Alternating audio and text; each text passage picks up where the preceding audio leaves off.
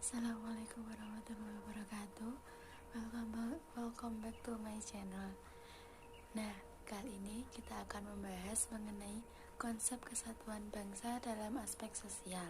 Nah, dalam aspek sosial ini digunakan adalah aspek-aspek dalam kehidupan. Apa aja sih? Yuk kita simak videonya.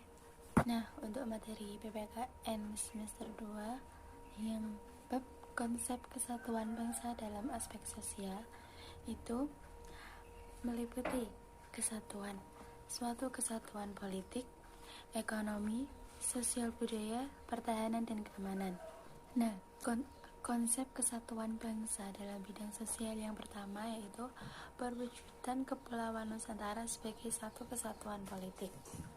Yaitu yang pertama, bahwa keutuhan wilayah nasional dengan isi dan kekayaannya. Maksudnya apa sih?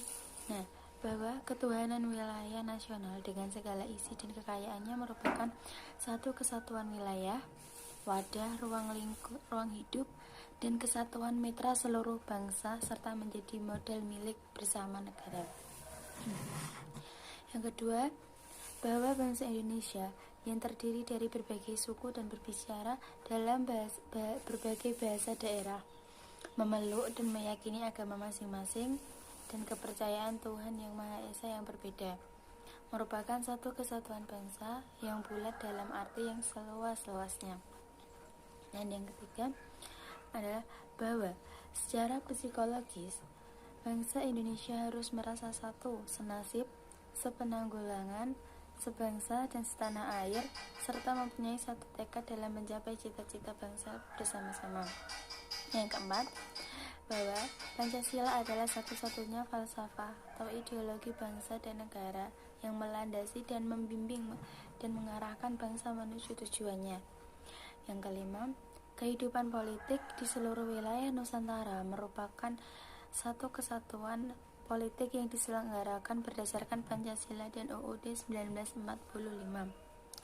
Dan yang keenam adalah Indonesia merupakan Kepulauan Nusantara yang merupakan kesatuan hukum dalam arti bahwa hanya ada satu hukum yang mengabdi kepada kepentingan nasional. Nah, yang terakhir adalah bangsa Indonesia itu hidupnya berdampingan dengan bangsa lain, ikut menciptakan ketertiban dunia berdasarkan kemerdekaan, perdamaian abadi, dan keadilan sosial melalui politik luar negeri bebas aktif serta diabadikan untuk kepentingan nasional.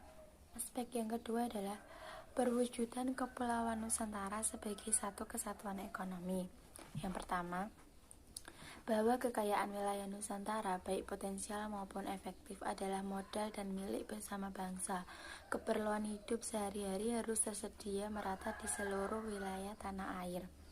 Dan yang kedua, tingkat perkembangan ekonomi harus serasi dan seimbang di seluruh daerah tanpa meninggalkan ciri-ciri khas yang dimiliki oleh daerah-daerah dalam mengembangkan ekonominya.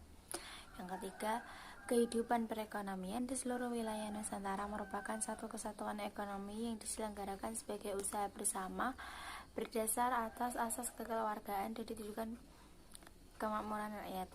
Jadi dalam perwujudan Kepulauan Nusantara sebagai kesatuan ekonomi ini hanya dimiliki oleh daerah-daerah tertentu. Nah, konsep yang ketiga yaitu perwujudan Kepulauan Nusantara sebagai kesatuan sosial budaya. Yang pertama, masyarakat Indonesia adalah satu. Gimana sih masyarakat Indonesia itu adalah satu? Nah, bahwa masyarakat Indonesia adalah satu. Berkehidupan bangsa harus merupakan kehidupan yang serasi dengan tingkat kemajuan masyarakat yang sama, merata, dan seimbang serta adanya keselarasan kehidupan yang sesuai dengan kemajuan bangsa. Yang kedua yaitu budaya Indonesia adalah satu. Bahwa budaya Indonesia pada hakikatnya adalah satu. Corak ragam budaya yang menggambarkan kekayaan budaya yang menjadi modal dan landasan pengembangan budaya bangsa seluruhnya yang hasil-hasilnya dapat dinikmati oleh seluruh bangsa Indonesia.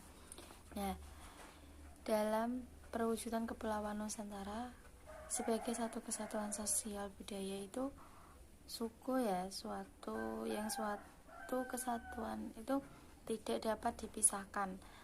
Jadi yang berbeda-beda itu justru harus disatukan. Nah, yang keempat yaitu perwujudan Kepulauan Nusantara sebagai satu kesatuan pertahanan dan keamanan. Itu yang pertama, ancaman merupakan ancaman seluruh bangsa dan negara. Bahwa ancaman terhadap satu daerah pada hakikatnya merupakan ancaman bagi seluruh bangsa dan negara. Nah, apabila di Indonesia ada satu daerah yang terkena ancaman dari negara luar, nah itu sama saja yang terkena adalah yang terkena ancaman tersebut adalah satu Indonesia, bukan hanya daerah tersebut, karena daerah tersebut ikut dalam wilayah Indonesia. Yang kedua, tiap warga mempunyai hak dan kewajiban yang sama, bahwa tiap-tiap warga negara mempunyai hak dan kewajiban yang sama di dalam pembelaan negara. Oke, sampai di sini video saya. Apabila ada kesalahan kata, kurang materi, atau apapun, mohon dimaafkan. Assalamualaikum warahmatullahi wabarakatuh.